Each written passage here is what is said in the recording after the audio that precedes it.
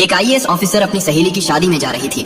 उसने आम लड़की की तरह कपड़े पहने हुए थे, ना कोई सरकारी गाड़ी ना कोई सुरक्षा, बस एक आम लड़की की तरह मोटरसाइकिल चला रही थी। जब वह रणनगर शहर के पास पहुंची तो आगे एक पुलिस चेक पोस्ट दिखाई दिया। वहाँ 3-4 पुलिसकर्मी चेक पोस्ट के बाहर सड़क पर खड़े थे। उनके बीच में इंस्पेक्टर रुद्रभान सिंह अपनी वर्दी में खड़ा था। उसने हाथ में लाठी उठाकर लड़की को रुकने का इशारा किया। लड़की ने मोटरसाइकिल सड़क से किनारे लगाई और खड़ी हो गई। इंस्पेक्टर ने सख्त आवाज में पूछा, कहाँ जा रही हो? लड़की ने बहुत शांत स्वर में जवाब दिया, एक सहेली की शादी है, वहीं जा रही हूँ। इंस्पेक्टर रुद्रभान सिंह ने उसे सिर से पांव तक देखा। वो 28 साल की एक खूबसूरत महिला थी। नाम था प्रिया शर्मा। फिर वो हंसते हुए बोला, अच्छा सहेली की शादी में खाना खाने जा रही हो, लेकिन हेलमेट क्या तुम्हारे बाप ने पहनना है? क्यों नहीं पहना? और ये बाइक भी बहुत तेज चला रही थी। चलो अब चालान कटेगा। ऐसा कहते हुए उसने चालान की पर्ची निकालनी शुरू कर दी। प्रिया समझ चुकी थी कि उसकी नीयत ठीक नहीं है और ये सब एक बहाना है। उसने कहा, सर मैंने कोई कानून नहीं तोड़ा है। ओ मैडम, हमें कानून मत सिखाओ। रुद्रभान सिंह झल्ला कर बोला। उसने पास खड़े एक कांस्टेबल की तरफ देखा, फिर प्रिया की ओर मुड़कर कहा, इसे सबक सिखाना होगा। अचानक इंस्पेक्टर ने जोर से एक थप्पड़ मारा प्रिया के गाल पर। बहुत सवाल कर रही है, जब पुलिस कुछ कहे तो चुपचाप मान लेना चाहिए। प्रिया का सिर एक पल के लिए घूम गया, लेकिन उसने खुद को संभाल लिया। उसकी आंखों में गुस्सा साफ छलक रहा था। इंस्पेक्टर हंसते हुए बोला, अब भी इसकी आंखों में घमंड है, ऐसे कितनों को ठीक कर चुका हूँ, इसे अच्छी तरह से सबक सिखाना होगा। एक कांस्टेबल आगे आया और बोला, सर इसे थाने ले चलते हैं, वहीं इसका इलाज होगा, तब समझेगी कि पुलिस से कैसे बात की जाती है। फिर एक और कांस्टेबल ने प्रिया का हाथ पकड़कर खींचते हुए कहा, चलो गाड़ी में बैठो। प्रिया ने झटके से अपना हाथ छुड़ाया और गुस्से में बोली, हाथ लगाने की कोशिश मत करना, वरना अंजाम अच्छा नहीं होगा। इंस्पेक्टर और भड़क गया। उसने एक और कांस्टेबल से कहा, देखो इसका घमंड। कांस्टेबल आगे बढ़ा, प्रिया का बाल पकड़कर उसे खींचने लगा। प्रिया दर्द से कराह उठी। फिर भी उसने अब तक अपनी असली पहचान नहीं बताई थी। वह देखना चाहती थी कि यह लोग कितनी नीचता तक जा सकते हैं। इसी बीच एक पुलिसकर्मी ने गुस्से में उसकी बाइक पर लाठी मार दी और ऊंची आवाज में बोला, बड़ी आई साधु बनने वाली, अब तुझे खिलौना बनाकर खेलेंगे। प्रिया अब अच्छे से समझ चुकी थी कि उसके साथ क्या होने वाला है और यह लोग कितना नीचे गिर सकते हैं। इंस्पेक्टर की आंखों में गुस्सा भरा था। वो जोर से चिल्लाया, तेरे जैसे कई होशियार देखे हैं, पुलिस से पंगा लेगी, आज मजा चखाएंगे। चलो इसे थाने ले चलते हैं, वहाँ समझ में आ जाएगा। इस समय भी प्रिया चुप थी। उसने अब भी अपनी पहचान उजागर करने की कोई कोशिश नहीं की। वह देखना चाहती थी कि यह लोग प्रशासन की कितनी बदनामी कर सकते हैं और एक आम नागरिक पर किस हद तक जुल्म ढा सकते हैं। इंस्पेक्टर रुद्रभान सिंह अब खींच चुका था। उसके सामने एक ऐसी महिला खड़ी थी जिसके कोमल गाल पर थप्पड़ पड़ा था, जिसके बाल खींचे गए थे, जिसे जबरन सड़क पर घसीटा गया था। फिर भी वह एक मूर्ति की तरह शांत खड़ी थी, न कोई चीख न कोई आंसू। इंस्पेक्टर रुद्रभान सिंह सोच रहा था, थाने पहुंचते ही देखता हूँ इस जिद्दी और घमंडी औरत का इलाज कैसे किया जाए। यह सिर्फ गुस्सा नहीं था, यह वो गुस्सा था जो अंदर ही अंदर सुलग रहा था। चौकी इंचार्ज इंस्पेक्टर हंसते हुए बोला, अब इसकी जुबान भी चलने लगी है, चलो थाने देखेंगे कितनी चलती है इसकी जुबान। थाने में घुसते ही इंस्पेक्टर जोर से चिल्लाया, ओए कहाँ गए सब, चाय पानी लगाओ जल्दी, आज एक खास माल आया है। प्रिया अब भी कुछ नहीं बोली, बस थाने की दीवारों को देखती रही। वो देख रही थी कि यह लोग उन निरीह लोगों के साथ कैसा व्यवहार करते हैं जो कभी आवाज नहीं उठाते। तभी एक कांस्टेबल इंस्पेक्टर रुद्रभान सिंह की ओर झुककर फुसफुसाया, क्या केस है सर? इंस्पेक्टर ने हंसते हुए कहा, अरे कुछ भी नहीं, स्पीड ब्रेक करो या हेलमेट का बहाना मारो, जो मन हो लिख दो, बस अनवर करना है और इसका घमंड तोड़ना है, ज्यादा सवाल मत कर। प्रिया सब कुछ सुन रही थी, लेकिन उसकी आंखें अब भी चुप थी, मानो वो चाहती थी कि पुलिस की यह गिरावट खुद उनके ही मुंह से उजागर हो। इंस्पेक्टर कुर्सी पर बैठा, हाथ में पेन लिया और टेबल पर घुमाने लगा। फिर प्रिया की ओर देखकर पूछा, नाम क्या है, कहाँ रहती है, किसकी बेटी है? प्रिया चुप रही। फिर इंस्पेक्टर बोला, सुनाई नहीं देता, नाम क्या है तेरा? लेकिन प्रिया की चुप्पी अब भी पत्थर की दीवार जैसी अडिग। तभी इंस्पेक्टर ने जोर से मेज पर हाथ मारा, इतनी जोर से कि आवाज पूरे थाने में गूंज उठी। फिर गुस्से से चिल्लाया, सुनाई नहीं देता, नाम बता जल्दी। प्रिया ने मुंह घुमाकर शांत स्वर में उत्तर दिया, जी सुमिता शर्मा। इंस्पेक्टर उसके चेहरे की ओर देखकर हंसते हुए बोला, हो बड़ी चालाक लड़की है तू, झूठ बोलने में तुझे खासा तजुर्बा है, लेकिन याद रख ज्यादा होशियारी महंगी पड़ती है। फिर प्रिया को जबरदस्ती उस सड़ी हुई हवालात में डाल दिया गया जहाँ पहले से 2 कैदी मौजूद थे। उनमें से एक कैदी ने प्रिया की ओर देखते हुए पूछा, बहन तूने क्या गुनाह किया है? प्रिया ने हल्की सी मुस्कान दी, लेकिन कुछ नहीं बोली। अब वह बस देख रही थी कि यह पूरा सिस्टम कितना सड़ चुका है।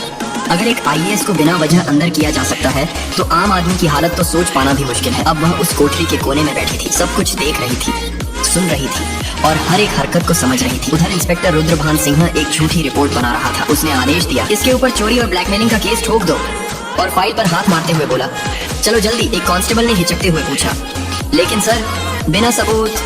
रुद्रभान सिंह हंसते हुए बोला, इस थाने में सबूत लाए नहीं जाते, बनाए जाते हैं। कुछ देर बाद एक कांस्टेबल कोठरी में आया और प्रिया के कंधे पर जोर से हाथ मारा। तभी इंस्पेक्टर रुद्रभान सिंह ने भी हाथ उठाया ही था कि तभी दरवाजे पर एक भारी कड़क आवाज गूंजी, रुको। सभी लोग घूमकर दरवाजे की ओर देखने लगे। वहाँ सीनियर इंस्पेक्टर यशवंत वर्मा खड़ा था। उसकी छवि बाकी अफसरों से कुछ बेहतर मानी जाती थी। वह अंदर झांका और महिला की हालत देखकर उसके माथे पर बल पड़ गया। उसने सख्त स्वर में पूछा, ये सब क्या हो रहा है? रुद्रभान सिंह हंसते हुए बोला, कुछ नहीं सर, एक सड़क की औरत ज्यादा अकड़ दिखा रही थी, सबक सिखा रहा हूँ। यशवंत ने प्रिया को ध्यान से देखा। उसका व्यवहार किसी आम महिला जैसा नहीं लग रहा था। उसने पूछा, इसका अपराध क्या है? रुद्रभान सिंह थोड़ा घबरा गया और बोला, अब सर चेकिंग में बदतमीजी कर रही थी। अब यशवंत को शक होने लगा। उसने प्रिया से सीधे पूछा, तुम्हारा नाम क्या है? प्रिया फिर भी चुप रही। रुद्रभान सिंह हंसते हुए बोला, देखिए सर, नाम भी नहीं बता रही है। अब यशवंत पूरी तरह सतर्क हो गया। उसने सख्त आदेश दिया, इसे अलग कोठरी में रखो, अकेले। रुद्रभान सिंह चौंक गया। लेकिन सर, यशवंत ने कठोरता से कहा, मैं खुद इसके पास रहूंगा। उसके आदेश पर प्रिया को एक और अलग कोठरी में ले जाकर बंद किया गया। वह कोठरी पहले वाली से भी ज्यादा बदबूदार और अंधेरी थी। प्रिया ने चारों ओर नजर दौड़ाई। एक कोने में एक टूटी हुई मेज पड़ी थी और पास ही एक जंग लगी लोहे की। अब वह इस सड़े गले सिस्टम का असली चेहरा और भी करीब से देख रही थी। हर एक पल उसकी आंखें यह समझ रही थी कि कानून अब सिर्फ फाइलों तक सीमित रह गया है। इसी बीच एक कांस्टेबल दौड़ते हुए आया और बोला, सर बाहर एक बड़ी गाड़ी खड़ी है। रुद्रभान सिंह चौंक गया। पूछा, कौन सी गाड़ी? कांस्टेबल घबराते हुए बोला, सर सरकारी गाड़ी। रुद्रभान सिंह तुरंत बाहर गया। गाड़ी के अंदर झांकते ही उसके होश उड़ गए। वो भागकर वापस आया और धीमी आवाज में बोला, सर। रुद्रभान सिंह झुंझलाकर बोला, क्या हुआ?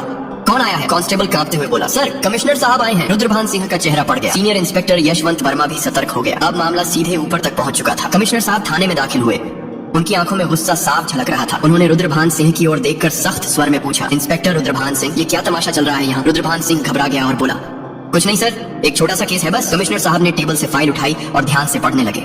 उनके माथे पर शिकन आ गई। फिर वह कोठरी की तरफ झांके और बोले, ये कौन है? रुद्रभान सिंह तुरंत बोला, सर इस महिला पर 420 और धोखाधड़ी का केस है। कमिश्नर ने सीधा सवाल किया, तुम्हारे पास सबूत है? दोबारा बोले, कोई भी सबूत है तुम्हारे पास? अब रुद्रभान सिंह पूरी तरह फंस चुका था। कमिश्नर साहब ने सीधे महिला की ओर देखा और पूछा, तुम्हारा नाम क्या है?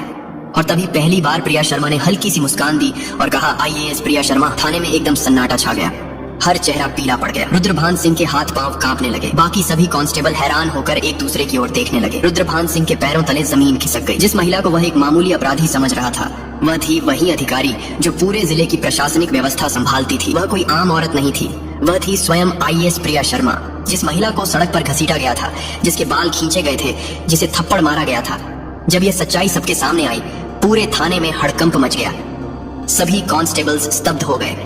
कमिश्नर साहब ने तेज गुस्से से भरी नजर से इंस्पेक्टर रुद्रभान सिंह की ओर देखा और गरजते हुए बोले, रुद्रभान सिंह, तुझमें इतनी हिम्मत आई कैसे कि तू एक सीनियर ऑफिसर पर झूठा आरोप लगाने की जरूरत कर बैठा? रुद्रभान सिंह कुछ बोलने की कोशिश कर ही रहा था कि तभी पास में खड़े सीनियर इंस्पेक्टर यशवंत वर्मा जोर से बोले, सर मैंने पहले ही कहा था कि यहाँ कुछ न कुछ गड़बड़ है। अब रुद्रभान सिंह पूरी तरह अकेला पड़ चुका था। तभी पहली बार प्रिया शर्मा ने अपनी शांत लेकिन दृढ़ आवाज में सीधा फैसला सुना दिया, रुद्रभान सिंह, अब तेरी नौकरी गई, तेरा सस्पेंशन पक्का और तेरे खिलाफ अब केस भी चलेगा। ये सुनते ही रुद्रभान सिंह का चेहरा जैसे सफेद पड़ गया।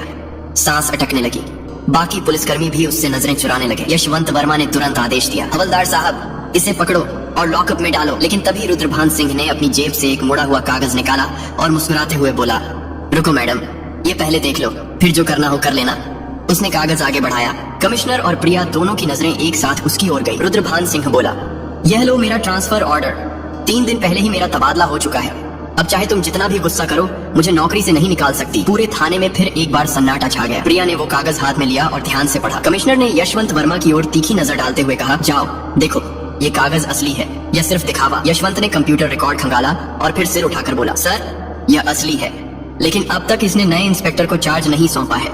यानी अभी तक यहाँ का आधिकारिक इंस्पेक्टर यही है और सारे कुकर्म इसी के कार्यकाल में हुए हैं। अब इसे कोई नहीं बचा सकता। प्रिया शर्मा ने रुद्रभान सिंह की आंखों में आंखें डालकर कहा, अब तेरा नया ठिकाना वही होगा जहाँ तू दूसरों को डाला करता था। कमिश्नर ने भी सिर हिलाकर उसकी बात पर अपनी मोहर लगा दी। जैसे ही 2 कांस्टेबल उसे पकड़ने आगे बढ़े, रुद्रभान सिंह फिर से चाल चल गया और जोर से बोला, रुको मैडम, मैडम मैं अकेला नहीं हूँ। क्या आपको लगता है कि सारा दोष सिर्फ मेरा है? फिर वह थाने के बाकी पुलिस वालों की ओर इशारा करते हुए बोला, ये सब मेरे साथ थे, ऊपर तक सब शामिल हैं। इतना कहते ही कुछ पुलिस कर्मियों के चेहरों का रंग उड़ गया। सीनियर इंस्पेक्टर यशवंत वर्मा हालात को भांपकर एक एक करके सभी की ओर शक की नजरों से देखने लगे। प्रिया शर्मा ने शांत लेकिन दृढ़ स्वर में कमिश्नर की ओर देखते हुए कहा, अब इस पूरे थाने को साफ करना होगा, कोई नहीं बचेगा। कमिश्नर ने भी सिर हिलाते हुए कहा, जो हुक्म मैडम, अब एक एक करके सबका हिसाब लिया जाएगा। ये बात मुंह से निकलते ही थाने के भीतर बिजली सी गिर गई। थाने के बाहर कुछ पत्रकार पहले से खड़े थे। उन्हें पहले से ही शक था कि थाने के अंदर कोई बड़ा घोटाला चल रहा है। जैसे ही उन्हें खबर मिली कि पूरा थाना लाइन हाजिर किया गया है, उन्होंने तुरंत मोबाइल से ब्रेकिंग न्यूज वायरल करना शुरू कर दिया। उसी वक्त एक चमचमाती गाड़ी थाने के सामने आकर रुकी। दरवाजा खुला और स्वयं एसपी साहब बाहर आए। चारों ओर नजर दौड़ाई। हर चेहरे पर हवाइयां उड़ रही थी। थाने के सारे अफसर एक तरफ चुपचाप खड़े थे। एसपी साहब ने तीखे स्वर में पूछा, यहाँ कब से तमाशा चल रहा है? लेकिन कमिश्नर और थाना इंचार्ज दोनों एकदम चुप थे। तभी प्रिया शर्मा ने सीधे एसपी की आंखों में आंखें डालकर कहा, क्या तुम्हें लगता है तुम बच जाओगे? यशवंत वर्मा तुरंत एक फाइल निकालकर प्रिया शर्मा के हाथ में थमा दी। ये वही फाइल थी जिसमें एसपी साहब के सारे काले कारनामों का पर्दाफाश था। प्रिया ने वो फाइल एसपी साहब की ओर बढ़ाते हुए कहा, लो देखो, इसमें तुम्हारे हर गुनाह का किराया लिखा है। एसपी साहब के माथे से पसीना बहने लगा। कमिश्नर ने बिना एक पल गंवाए तेज आवाज में आदेश दिया, पकड़ो इसे, तुरंत गिरफ्तार करो। पूरा थाना स्तब्ध रह गया। इतने बड़े अफसर को किसी ने पहली बार खुलेआम इस तरह चुनौती दी थी। एसपी की गिरफ्तारी के साथ ही पूरे जिले में तूफान आ गया। मामला दिल्ली तक पहुंच गया। मुख्यमंत्री तक खबर पहुंच चुकी थी और वहां से सीधे आदेश आया कि जिले में जितने भी अफसर मिलकर गड़बड़ कर रहे थे सबको गिरफ्तार करो। अगले 2 ही दिनों में पूरे जिले से 40 से ज्यादा पुलिस अफसर, 10 से ज्यादा बड़े अधिकारी और कुछ राजनीतिक नेता भी गिरफ्तार कर लिए गए। रणनगर जिले की हवा ही बदल गई। अब चारों तरफ सिर्फ एक ही नाम था, आईएएस प्रिया शर्मा। उनकी ईमानदारी और साहस की चर्चा हर जुबान पर थी। वह महिला जिसने पूरे सड़े गले सिस्टम को हिलाकर रख दिया था। अब प्रशासन में एक नई गति, एक नई सोच और सबसे अहम एक नया डर आ गया था। अब कोई भी यह नहीं कह सकता था मुझे कुछ नहीं होगा। प्रिया शर्मा का काम पूरा हो चुका था। उन्होंने साबित कर दिया था कि अगर मन साफ हो, नियत सच्ची हो, तो पूरा देश भी सुधारा जा सकता है। अगर आपने वीडियो को यहाँ तक देखा है तो प्लीज एक लाइक जरूर कर